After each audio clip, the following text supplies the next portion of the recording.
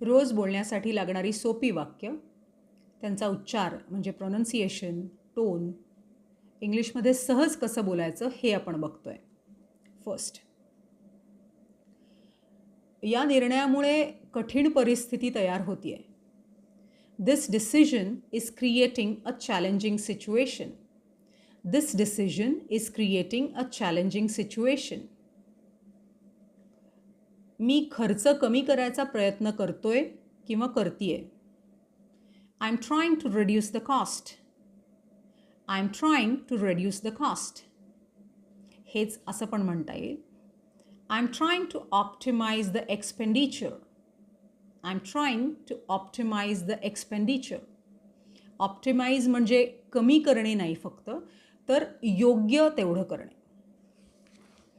मी आत्ता तसं काहीच करत नाही आहे.